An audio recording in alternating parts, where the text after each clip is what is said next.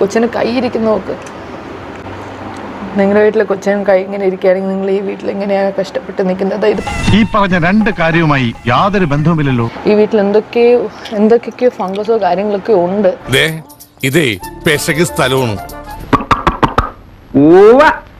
Just നോക്കുന്നുണ്ട്, ഇപ്പൊ പതൊക്കെ നോക്കുന്നുണ്ട്. വേറെ എങ്ങോട്ടെങ്കിലും കുറച്ച് നാളെ മാറി നിൽക്കാൻ പറ്റുമോ എന്നോ. ഇപ്പോഴെങ്കിലും എനിക്ക് ബോധം വന്നല്ല. എങ്കിലും നമ്മൾ മാറി നിൽക്കുമ്പോൾ അത് മാറുകയാണെങ്കിൽ ഈ വീട്ടിന്റെ എന്തോ പ്രശ്നമാണ്. സത്യം നമുക്ക് രണ്ടു കൂട്ടർക്കറിയണല്ലേ, പിന്നെ ആരെ കാണിക്കാനാണ് ഈ അമ്മൂമ്മ എന്തായാലും വാടക വീട്ടിലൊന്നും വരത്തില്ല. ഞാൻ ചോദിച്ചു നോക്കിയ കാര്യമാണ്, അമ്മൂമ്മ വരത്തില്ല.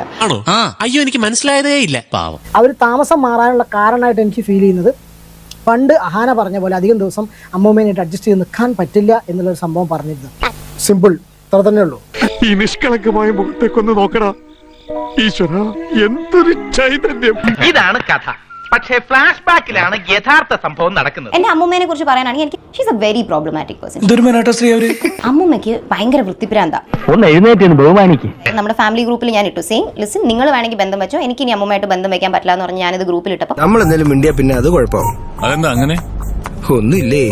എന്റെ ഈ cousin Tanvi also replied saying oh my God, I don't even know what to say, ഇത് എന്താ പറയുന്നുള്ള രീതിയിൽ. തലവേദനയായല്ലോ ഈശ്വര. നിന്റെ ഷോ ആരണോ? നാട്ടില് അമ്മൂമ്മനെ നോക്കാൻ വന്നു എന്നൊക്കെ പറഞ്ഞിട്ട് നീ അവരെ കളഞ്ഞിട്ട് പോവാന്നൊക്കെ പറഞ്ഞ് കുറെ പേര് വരുമായിരിക്കും. ഒരു സഹോദരന്മാരെ നിങ്ങൾ ഹലാക്കിതാക്കരുത്. ഞാനൊരു ചെറിയ ജാടയിൽ അങ്ങനെ നിന്നു പോവാണ്. അമ്മൂമ്മേനെ അഡ്ജസ്റ്റ് ചെയ്യാൻ പറ്റില്ല എന്ന് പറഞ്ഞപ്പോൾ എന്തൊക്കെ ഡയലോഗായിരുന്നു. ഭയങ്കര ദുരന്തമാണെന്ന് എനിക്ക് മനസ്സിലായി.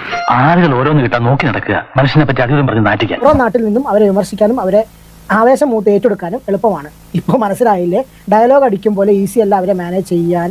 ഇതിപ്പോ വേലി കിടന്ന പാമ്പിനെ എടുത്ത ഒരുമാതിരി മുഴുവൻ ഇപ്പൊ പറയണില്ല, ബാക്കി നിനക്കറിയാലോ.